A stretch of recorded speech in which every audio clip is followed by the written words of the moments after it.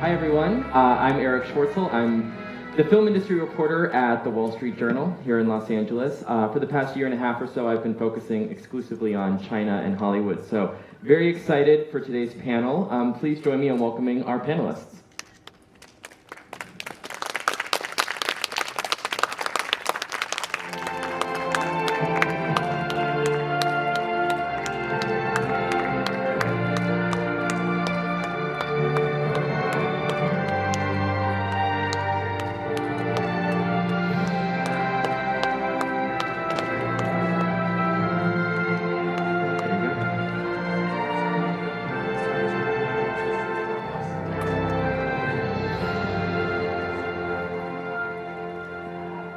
All right, as you can see, we have a really broad range of expertise here today, and we're going to cover a lot of ground. We have some case studies to dive into. We have some examples from the US and from China and from other parts of the world to take a look at and see what makes China's IP work.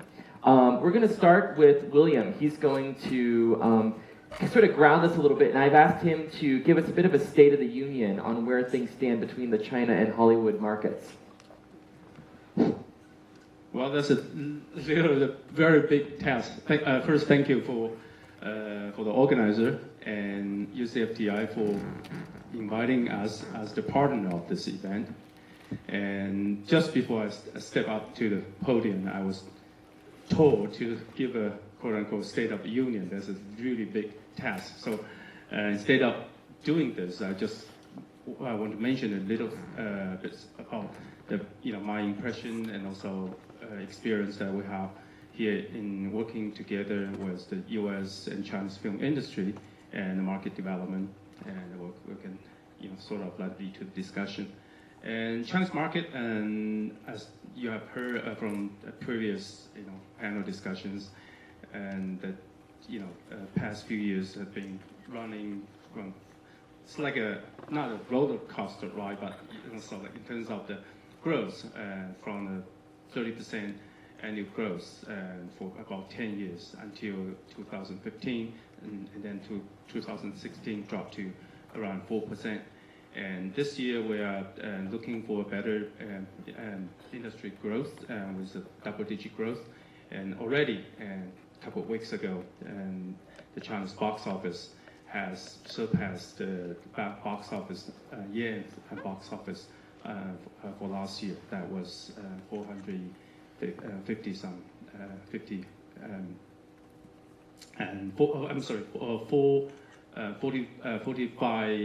billion something. So it's close to $6.7 billion US. So this year definitely we're above $7 billion US. And that's the general market growth, and pretty healthy. And also in terms of the screen, total screens in China now has already surpassed 45,000 and close, actually according to some statistics, is 47,000 screen. And every day over 20 new screens added to the market. That momentum never stopped, even for year 2015 and 2016 with the drop of the box office. And also a very important thing, as we talk about the IP and as the topic for discussion, and not to mention about the internet and growth in China. And so in China, you have companies like BAT, the Baidu, Alibaba, and Tencent. And those are the companies. They actually have been the driving engine for China's films industry growth. The reason I say that is because unlike here in Hollywood and in the US, you have a pretty mature market of the studios, which have been around doing a good business for more than a century. And then you have some newcomers, competitors from the online video or streaming industry like Amazon and Netflix that pose some kind of a challenge to the industry. But in China, those companies, BATs, in terms of market cap, like Alibaba and Tencent, and they are as big as like Amazon. And actually, Alibaba for a few weeks, that market cap passed Amazon. And so they're the really big companies, and they are the investors of Chinese movie productions. And so in terms of the traditional movie and production houses like Huayi, Warner, and Enline, if you look at the investors, and those big companies are all behind them and make up the big chunk of the investor of the company's investment share. So that drives the innovation. So people talk about IP, and say 3 years ago especially, and that was the height of the talk about IP. And I always joke to people about my role and as the MPA representative in China. We use the term IP pretty much like we use the term for copyright protection. And suddenly people, because of the sudden growth, the hot money coming to the market, people were chasing to purchase anything that can attract the eyeballs, the traffic, and things, and from the network literature to anything that can relate it to creative creation, like a song, and a cartoon, and all things that people are trying to relate to the film industry because of the hunger, the desire to have good script that can be adapted to make good films, but proved to be not so true. So that's why we saw the flops of some of the movies adapted into film from the pro IPs. So I would just trying to open up this to our Expo panelists, and then I can jump in for any of the discussions that we have later. Yes, thank you. We definitely want to dive into several of those points, starting with how technology in China is driving a lot of this. Considering this is an IP panel, we thought it would be good to bring in some IP. So we're going to start by showing a trailer for a movie that's been coming up quite a bit today, Wolf Warrior 2. As many of you know, I'm sure it made $858 million in China this year. It's the 5th highest grossing worldwide release of any movie released this year so far. And 98% of that total gross was in China alone. As I said, this movie was a massive success in China, and we know from being in Hollywood here that if a movie makes $858 million, you start to see a lot of copycats hit the scene really quickly. But Rance, you were saying earlier that you've pulled some data on what kinds of genres have come to China over time. Can you tell us a little bit about that? Yeah. Hello? Hear me? Yes. Actually, I am the CEO of Artisan Gateway. We are industry consultants, market observers for the China market and elsewhere in the Asia region. So what we do is research and analysis, things like this. I thought since we hadn't heard a full outline yet this morning, I might add on a little bit to how William introduced where we are in the market today. And as William said, the total box office China year to date is about $6.9 billion. The interesting thing about this is that the market is up about 15% on a year-over-year basis. And the reason why this is important is because this is pretty much on target to the early year forecast or targets set in the market. Now, as we said before, 2016 was a slower year, 4% growth, depending upon how you count online ticket fees and so forth, perhaps level. And when you looked at the beginning of the year in China this year, to forecast double-digit growth, 15% growth, I think most people would have considered a bold prediction. And now here we are, late in the year, and we are 15%. Now, I pulled together a few numbers. Up about 15.5%. Imports is up about 56% year over year. Chinese language films up about 4% year over year. So the imported films generally are enjoying a year of high growth. Market share, though, is really kind of one of the telling factors of where we are. 53% market share of Chinese language films overall. This includes Chinese domestic films, co-productions, foreign co-productions, and so forth that are considered in the Chinese classification. Revenue share films, about 35% market share, and then other import, flat fee, and so forth, about 10%. Now, you mentioned a little bit about Wolf Warriors. the interesting thing is you said $858 million in the box office. Wolf Warriors represents about a quarter of the Chinese language gross box office on a year-to-date basis. So you can see the tremendous impact and the importance of the success of Wolf Warriors 2, not only as a standalone film, but in terms of market progress this year, and keeping the market kind of on trajectory for that longer-term growth that we see. So just a little bit of background on the market, and then yes, I mean I wanted to make a comment or two just on observations, and this panel is on IP. We're not producers or distributors of films. We're market observers. But in talking about what hot IP and what producers and so forth will be looking for, we took a rearward look, and what we see is the very quick and changing cycle of popularity in China. So what is popular in China? The type of films, the stories and the genres, we notice changes very quickly, and this makes China, interesting to study and sometimes frustrating for some people. Youth romances a number of years ago. So I'm looking here. The 2013 through 2015 period, youth romances led by the Tiny Time series. There were a number of films that came out. You see that genre kind of peak and then ebb again, but for a certain period of time, 10-15% box office share was dominated by certain genres. And we could go on. The buddy comedies, Lost in Thailand, 2012 to 2015, Breakup Buddies, The Continent, Lost in Hong Kong, and so forth. And there are other examples, fantasy adventures, recently documentaries, and so forth. But one of the things I wanted to kind of bring out and let the real experts discuss is just the quick changing nature of what's popular in the China market. Because you're describing a cycle where something will take off, a number of similar titles will enter the market, sort of quickly hit a saturation point, and then move on to something else? Well, yeah, I think you hit it on the head, and that's one of the things that we notice over time is that the Chinese creative industry is, you could say, highly opportunistic, very entrepreneurial. They're quick because of the way that the film production industry works. They're quick to respond.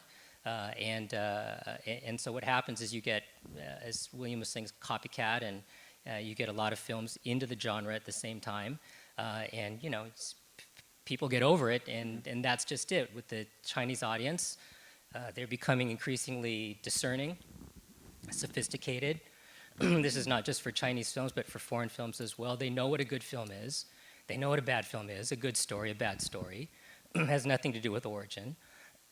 And if you're not on your game, you're not doing a good job, they quickly move on. Let's stay on the topic of what what Chinese IP works in China. As more and more screens come online in China, they're breaking out into more and more rural areas. How is that affecting what's taking off at the box office? How is that affecting? I throw this out to anyone who wants to chime in. As we're seeing the movie theaters come to cities that are well below tier 1, 2, 3, or 4, how is that affecting what IP is resonating at the box office?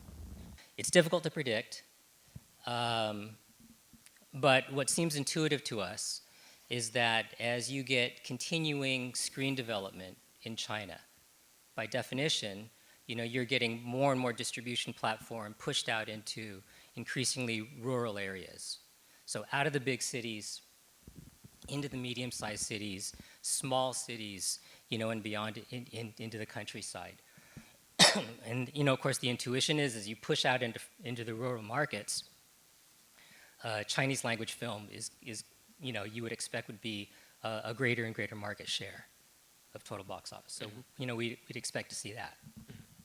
And Luke, I would imagine on that end, technology plays a huge role in that, because a number of Chinese consumers are seeing these films outside of the theater, right? With the rise of streaming and the rise of mobile viewing, do you see that playing a role in what IP is taking off? I think first, thank you for having me here this afternoon. I was here last year, the same place, same time. I was talking about online ticketing. And as you know, online ticketing, the percentage of China right now reached more than 80% of tickets sold online, mobile phone mostly.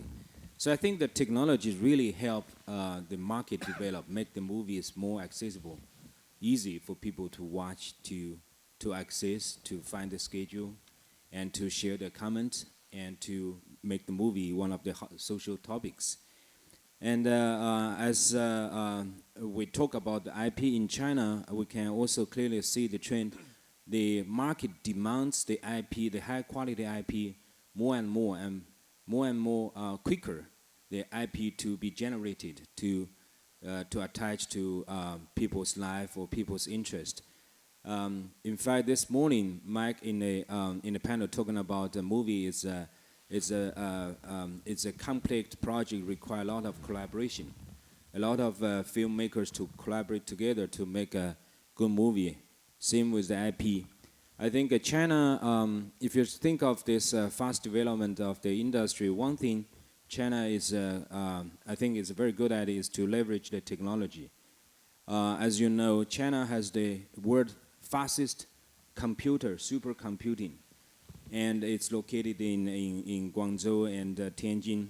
So this kind of computing, massive computing capacity is really making the whole film creating, making, rendering, this kind of post-production very much efficient and reduce the cost, reduce the time. So we can say now not only this Chinese post-production capabilities, talent are developed from the tier 1 city, but we also see in the tier 2, tier 3 cities, the young talent are develop and share their talent in this kind of a post-production areas. And thanks to the internet technology and cloud computing, those resources, those talent can be collected on a cloud basis, can be easily accessed by a tier 1 city director. Even this work can be done in the tier 3, tier 4 cities. And now China, this kind of capabilities has been shared through this collaboration cloud-based system platform shared with the filmmakers outside China. And China also using the talents from India, from Korea, from Europe, from Malaysia to help one filmmaker to create the content, particularly in the post-production area, in a much cost-efficient, timely way. All this kind of technology development, I think it's becoming more and more important to enable the good content, good IP to be created, to be developed, to be marketed, and also to be developed in multiple forms, like from movie to the game, to the animations, to the other form of entertainment. So I say this technology, in fact, one of the platform I observed recently is called the VSO Cloud, which is based on the cloud computing technology platform to have this demand for filmmakers and also supply of these different parts of the productions to be collaborated together, even on the remote locations. So it's really virtual studio. So VSO stands for Virtual Studio Online, the cloud. So this kind of innovation capabilities, I think, will provide further boost to the Chinese content of IP development. It's fascinating. So what you're saying is that technology is not only helping create a culture of consuming entertainment, but also building out China's culture of producing it. Right. Yeah. It's interesting you mentioned online ticketing. It's just one example of how in just a few years China has completely eclipsed the U.S. You said it was 80%? 80% of the movie tickets sold through online.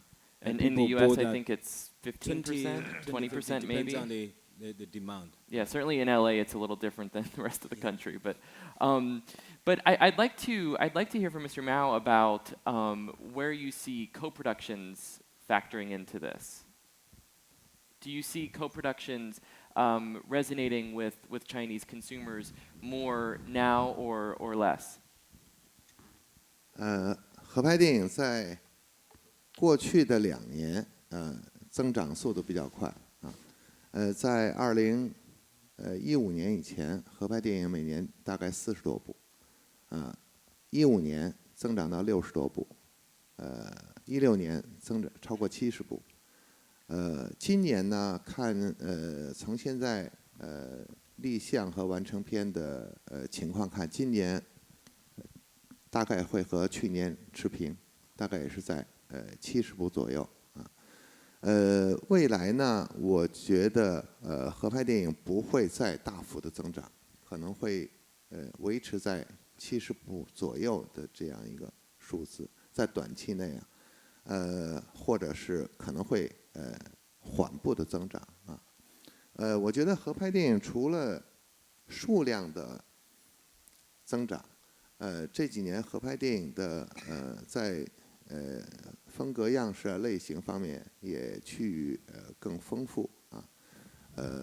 总体上来说，合拍电影最近2年发展的比较好。我认为未来合拍的对象可能会国家会更多，比如说今年我们和一些过去很少联系的接触的国家都展开了合作，比如说和南非和巴西也都有这个开始有合拍项目了。Thank you. A follow-up question for you. We see politically China is moving outside more than ever. It's really expanding, whether it's through the One Belt, One Road initiative. There seems to be a real effort toward China looking out to the world. Do you think we'll be seeing co-production treaties signed with new countries in the next year? And where do you think those treaties might come from? 中国目前已经和20个国家签署了政府间的合拍协议。今年我们说是签协议年，因为今年到目前为止，今年已经签了6个国家。现在我们正在协商签署的合拍协议的文本有10几个，也就是说，未来我们还会再签10几个国家。从签协议这个不断的去和更多的国家签协议这个情况看呢，现在有越来越多的国家对和中国合作有兴趣了我想可能还是因为中国电影市场的迅速的这个发展产业的发展让这个世界电影人更关注中国了所以我想一方面我们协议在不断的签另一方面中国的一些电影基础设施的建设，比如说我们这个现代化的可以满足这个更好的那个拍摄需求的这个摄影棚后期制作的一些公司不断的在建设我相信这些也会给中国为这个中国和境外合作提供很好的条件另外中国这个5000年的历史，还有我们这个中国的这个文化我相信有很多中国还没有开发的题材也可以这个为未来的这个合作提供一些这个电影的故事所以我是非常看好合拍的，我认为这个中外合拍的这个前景是很好的I think that last point is especially salient about China's repository of stories and the narratives that China has to put on screen.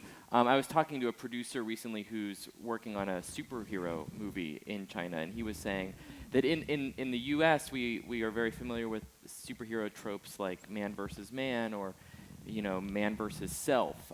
He said he sees the conflict in modern day China shaping up to be man versus myth, where it's how does modern China grapple with the history of China and its place in history. That being the sort of the animating conflict that he wants to explore in his narrative. But I'd like to talk a little bit about Perfect World, because you have one foot in China, one foot in the U.S.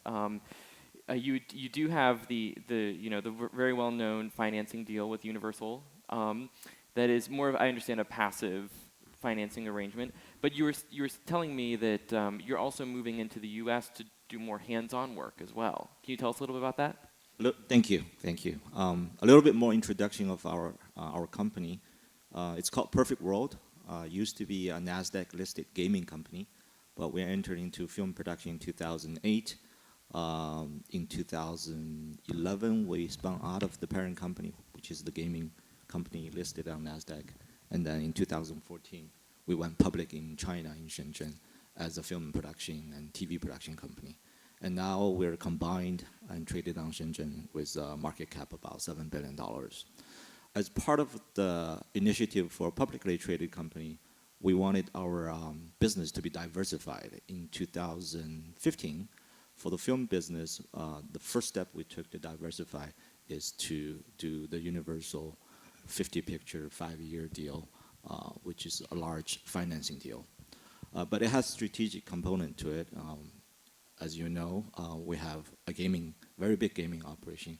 So there are a lot of things we can do with Universal other than financing their pictures. But it's not an exclusive deal to Universal. It's a passive in nature, but that's why we are starting this U.S. operation right now, effectively 2 months ago, to grow our active film and TV production business, just like a U.S. company. And how does the IP that you're looking for differ, whether you're in China or whether in the U.S.? Do you mean the company inside China, how we're different from them? Or? Right. When you're assessing IP and Okay. which ones to explore, what are the factors that are changing that conversation, whether you're in China or whether you're in the U.S.? The team in China, or the company in China, pretty much focus on Chinese language movie and TV for the China market. And by us being here, we're really focusing on the global market, English language global market products, film and TV. And that's really the bifurcation of it. However, there are opportunities that we will go after. I wouldn't call it co-production, but it's collaboration between U.S. and China. A case in example is, effectively about a month ago, we signed a deal to license the animation character of Garfield to combine with a very popular TV that we do in China, 3rd year in its series, all 3 years on Hunan TV. It's a live Labrador, starring a live Labrador and a 2D animation Garfield. So that's the kind of thing we do, and it's a classical IP play. Mm-hmm. Yeah. And then you'll bring in merchandise, you'll bring in all the other components that come with that kind of IP? I think the plan, by the way, Jim Davis, the author, has a 2-year, has a 2-picture fully animation deal with a company called Alcon, which just put out Blade Runner, by the way. And so we did a 3-way deal with Jim Davis' company, Paul, and Alcon to do this. And it's going to come out before their 2 animation picture. Oh, okay. So we're going to front run them. So it seeds yeah. Garfield in China a little bit. Exactly. Interesting. Exactly. So your deal with Universal is obviously with one of the big studios. I want to bring Mr. Welsh in to talk a little bit about where you see China affecting independent filmmaking. As we know, a majority of the films made each year come from outside of the 6 studios, the 6 major studios. Yeah. So what's China's presence in that space, and where do you see it going? First of all, I want to see the Garfield with the live-action Labrador. Yeah. That sounds great. I think there's enormous opportunity, still largely untapped in the independent space between China and the U.S. In 2016, according to the MPAA, in 2016 there were something like 718 films released in the U.S., and almost 600 of those were independent. And the percentage of the independent box office has been, or the number of independent releases has just been growing every year. My uneducated sense of, in terms of conversations about, Chinese-U.S. working together in the film space has really been focused on big budget studio stuff, and I feel like there's an enormous opportunity in the independent space for working together, for discovering new voices and IP.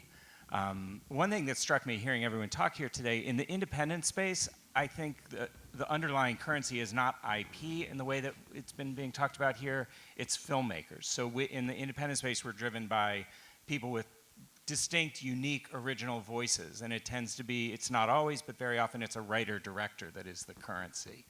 And I think there's enormous opportunity for introducing the most compelling new voices in the US to Chinese companies and vice versa.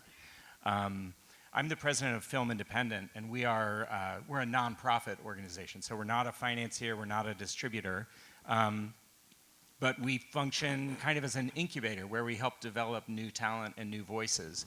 And we do that, we've been around for over 30 years, and most of that time has been focused on the American independent community and market. But in the last few years, we've really moved internationally. We have a major program over the last couple of years that we've been doing in the Middle East and North Africa, where we're working to identify talented mid-career filmmakers and television creators in that region and supporting them through, we bring them to Los Angeles for a 6-week residency. We work with them on training and development, introducing them to the industry here. And that's a program that we're going to be moving globally out of the, in coming years, it will move out of the Middle East potentially to, it could, we're not sure where we're going to move after that, but it's really intended as a global program. And then in terms of the programs we do here in LA, we've had, I'll just give one example. There is a Chinese filmmaker we supported through numerous programs, and she's a good example. We weren't looking for IP, we were looking for a really remarkable filmmaker to support. And there's a Chinese filmmaker who's been working in the US the last few years named Chloe Zhao.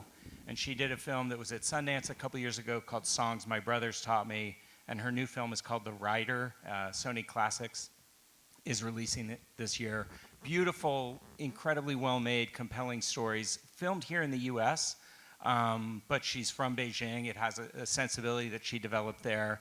She's an example of a filmmaker that we love to, we would work with her no matter where she was telling her story, whether she was filming in China or here or elsewhere. So really, I think when you look at the independent space, I think there's enormous opportunity. It's challenging though, because it's so decentralized, right? There's not, the studios are centralized, and if you want to see what they're developing and the scale that they're working on, it's all right there. There's the 6 studios. The independent sector requires a lot, I think it requires having a presence in the US, going to festivals, working with incubators like Film Independent to identify the talent. So I think it's more challenging to break into that, but the opportunity is enormous. And Luke, when it comes to the technology, it seems like there's a huge opportunity for independent filmmakers in that too, because we all know that there's the quota system that limits the number of imports that are shown in Chinese theaters, but it's my understanding that the rise of Baidu, Alibaba, Tencent, and these streaming services has created a whole new marketplace for non-studio imports. I think, Josh, you're talking about independent films. I think with the technology, both on the marketing, ticketing side, and also on this content creation side, your independent film will not be isolated, will be collaborative, will be benefit a lot from the technology, because that will give you more direct access to the Chinese audience directly. And I think, yes, as William mentioned earlier, those internet giants in China, they have the technology, they have the user, they have the scale, they have the capital, and they really need a lot of changes on people's everyday life, especially for the young people. And we know in China, the audience, the average age of the audience declining every year. That means the young audience are attracted to the cinema. Of course, they also view a lot of content on their laptop, on their mobile phones.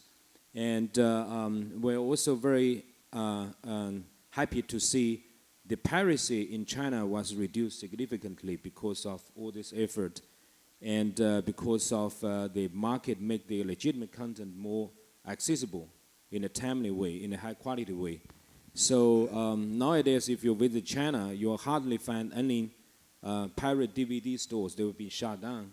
and because no business. So I think it's the technology really help the filmmaker to access the audience and also have the market to develop more in a healthy, sustainable way. Yeah, I'm glad you brought up the piracy issue because that is certainly probably the biggest IP development in China in the past several years. We do want to open it up now to the audience for any questions you might have. So please. I was questioning whether, when you're talking about IP, you're talking about IP that was generated originally as a Chinese property, or whether it could have come from other countries that would be of interest to the Chinese marketplace, and is one more common than the other in terms of the initiatives you guys collectively back? Yeah, where's your IP coming from? And I think this is my personal view and observation. When people talk about IP and in the film industry, they just don't talk about IP originally developed in China. Say, for example, now a lot of filmmakers, because they're so short of good stories, good scripts, so they go to countries like South Korea, Japan, and also here in Hollywood to purchase the movies or the scripts, and then adopt it into production in China. So they consider those as IP transfers, and then so actually they are cheaper for them to but again, that comes to the problem of how can you adapt into the market that can actually feed the appetite and with the acceptance of cultural acceptance of the audience, and that's another issue.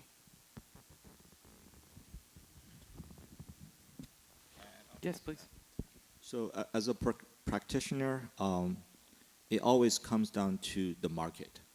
So it's very rare you have an IP that's of global interest.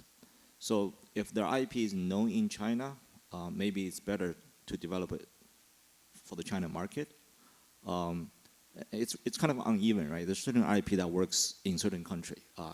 Not every IP works globally. I mean, we have a movie that's called Johnny English 3, that's Mr. Beans. That doesn't really play that big in North America, but it plays very well in a lot of countries, including UK and Japan. So that's one thing. Another thing I want to say is our understanding of IP is really part of marketing. So IP really is talking about the pre-awareness and interest, and that's two different things. As we do a lot of marketing for movie in China, a lot of time people assume just because people have heard of it, people must be interested. That's not so. There's a big gap between being aware of it and being interested. Then there's another component, what we call playability, right? This is marketability.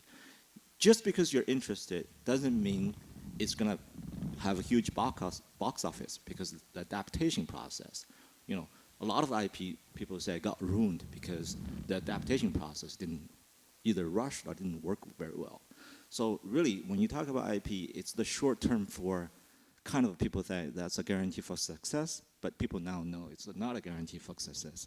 You have to do a lot of things right. So it's really, IP is the first component of awareness. That's really all. Mm-hmm.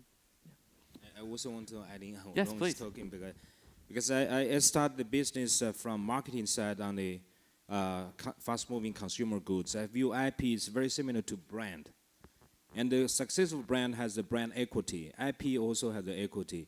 So if you look at all the successful one, and China is getting more and more successful IP as well.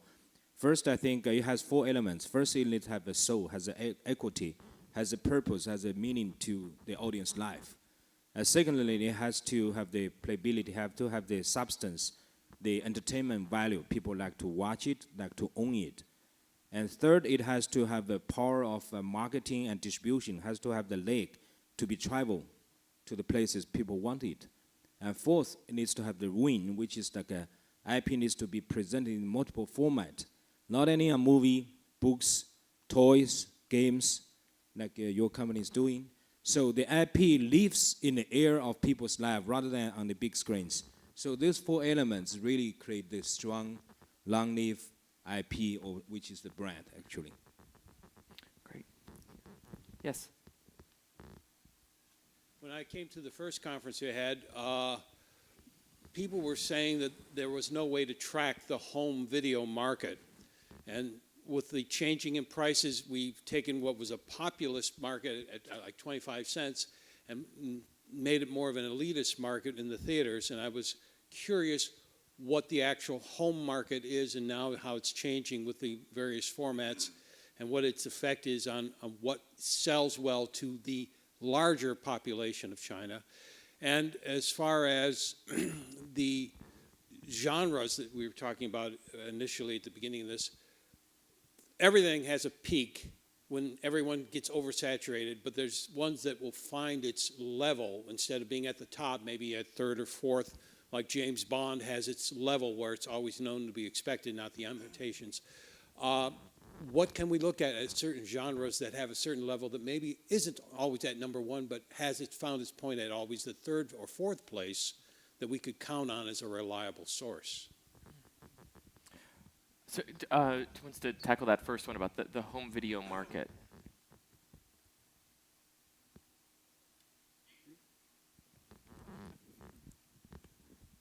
Yeah, I mentioned about IP as like, first work for MPA, and we consider that as a copyright protection. And back in, say, 2008, and when I joined MPA, and that was the time when the Chinese online video just started to grow, and almost I would say 100%, 90-some% of the, movies and return on investment came from box office. And if you look at, compare with them of the U.S. companies, our movie, any single on average movie return on investment, we counted on about only close to 20%, and that came from the box office. For the rest, come from different distribution platforms like VOD, pay-per-view, and home video, and DVD and Blu-ray. And the situation's changed in China, and now we are looking at China's market, and for some movies, you can have a box office and about, in terms of the return on investment, and up to 80%, and you can count on more than 20, sometimes more than 20% of the, return on investment of a movie that comes from other platforms, especially now that we mentioned about the BAT's subsidiaries like iQIYI, Youku Tudou, and Tencent Videos. Those numbers are also increasing, and a fast-growing area for investors to look at the aspects of the return on the investment. Great. And that second question about the genres, Rance, you want to tackle that one? Yeah, at least part of it. As we look back we've been measuring box office, studying box office in the China market since about 2002, 2003 or so forth. And the one thing that we can see that's been very consistent over that period of time is that action-adventure has been very consistent. So over the long period of time, action-adventure has represented about 30, 35, sometimes 40% box office share on an annual basis. So that part's been very consistent. Now, I think one of the important things to note on that is that also might be in part driven by the nature of import film supply. So major studio films and the films that get big global releases, many of them are action films, and so that may just be a reflection of what's out there. When you look at the rest of the genres, I think one of the things you might remember when I was kind of running through that little list is that there wasn't much consistency, and that's one of the things that we see as opportunity in the China market is that the Chinese audience is increasingly sophisticated. They're open-minded.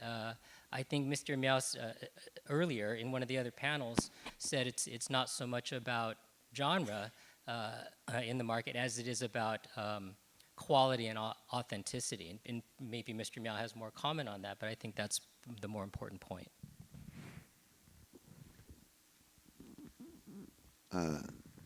中国现在最受欢迎的电影是特别娱乐的那种类型的电影，娱乐电影。票房最好的是动作片、魔幻和喜剧。这是目前我们票房最好的电影，这3个类型。当然也有个别的，你比如说有时候也会有一些，比如像《狼图腾》或者像这个中国合伙人这样的电影，票房也很好。它不是属于刚才我说那个3个类型，但是总的来说，中国就是喜欢娱乐的电影，特别娱乐的，特别好玩，让人开心的。刚才那3个类型是票房最好的。